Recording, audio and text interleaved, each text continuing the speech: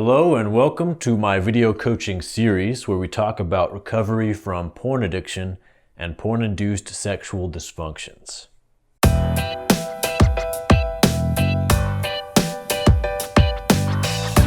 My name is Noah and today we're talking about fantasy, which is something I get a lot of questions about. Is fantasy okay during a reboot? Can it even be helpful? If so, what type of fantasy is best? How often? How much is too much? Should I masturbate or can I masturbate while fantasizing, etc.? Here's one such question. He says, I am 100% committed to never using porn again, but I also understand that abstaining from porn is not a magic bullet. My brain still craves that rush, and the concerning part to me is that fantasizing, at least from what I've read, slows down the rewiring process. I've been doing well at keeping fantasies to a minimum, and try to make them as realistic and non-porn as possible. How much fantasizing, without masturbation of course, is too much? Well, I wish I had a prescription that I could give to everybody that was exactly the same and would work well for each individual, but that's just not the case. Every person is different and they each have their own individual factors to take into account, and we have to experiment and find out what works for us. Now, there are certain factors that are a little bit more black and white, clear cut. Pornography itself, for example, most would agree it's a no. Take it out of your life if you're trying to recover from any of these issues. Porn substitutes as well, cruising, alternative websites like social media websites, dating sites, Craigslist ads, this sort of thing for the purpose of stimulating yourself and seeking that arousal from a screen.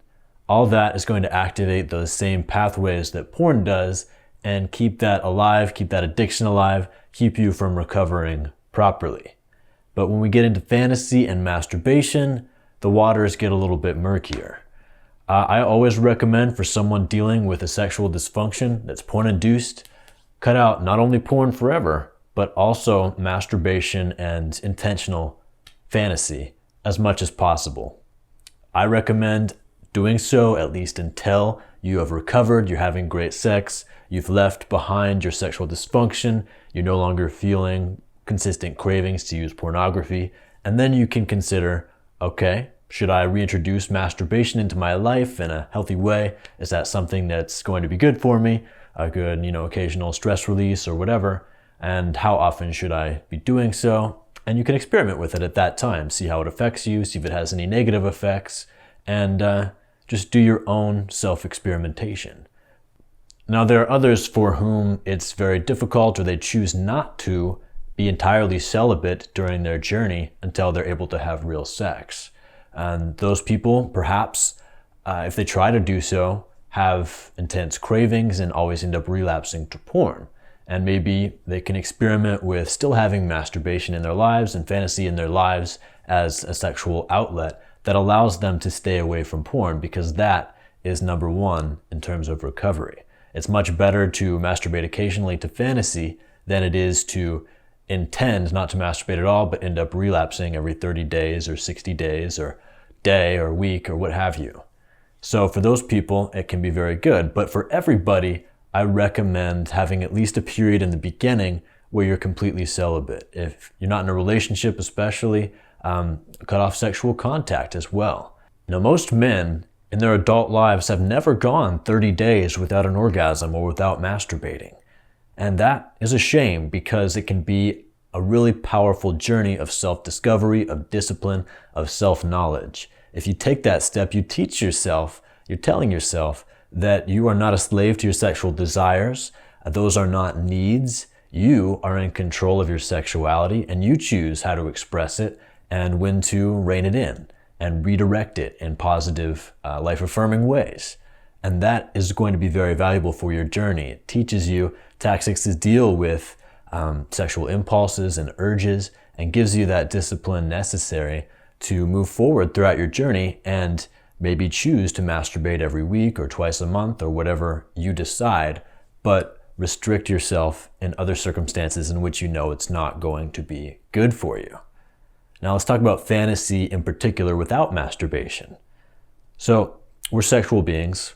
We're going to have sexual thoughts. We're going to have sexual images pop into our heads. And that's perfectly fine. That's normal. That's not something you should try to push out of your mind. We're not recommending that anyone be a tyrant with their thoughts and punish themselves for having sexual thoughts come through their head. No, that's perfectly fine. Sexual fantasy, though, is different, at least in terms of how I define it. Sexual fantasy is consciously choosing to escape into a fantasy for means of dealing with your emotions or relaxing or whatever it may be. And that's something different.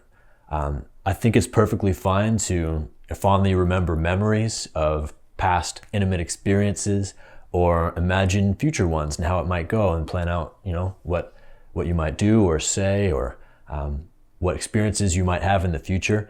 But when it becomes fantasy simply for the purposes of escape, that's where you start to delve into the territory that you used to use porn for. And for myself and for many others, that can lead down a slippery slope to wanting to masturbate or wanting to use pornography or other images to assist that fantasy.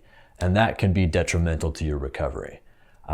Also, if you're just using that fantasy to escape consistently throughout the week or the day, that can be damaging as well, because during that time, like I was saying, while you're, at least in the beginning of your recovery, being celibate, that is a time for you to focus on the rest of your life.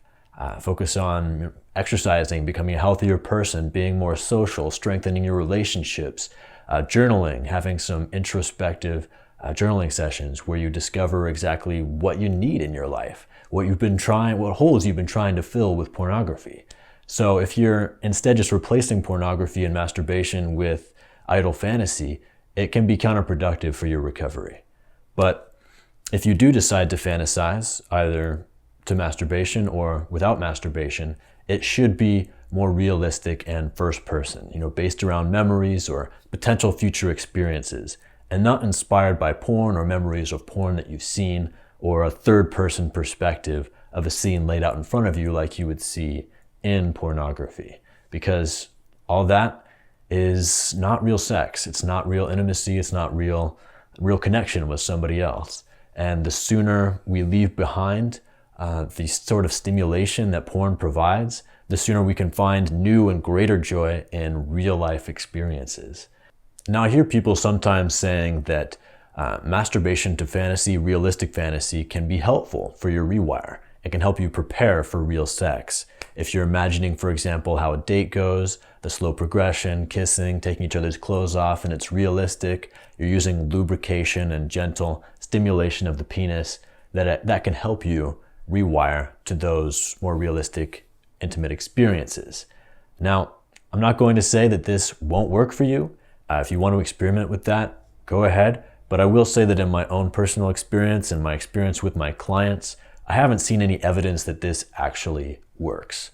It's still different enough from actual sex and actual intimacy, all the sensations that you experience during that time, that it's, I believe, not as productive as simply abstaining from masturbation and allowing your only sexual outlet to be in real life with the real person.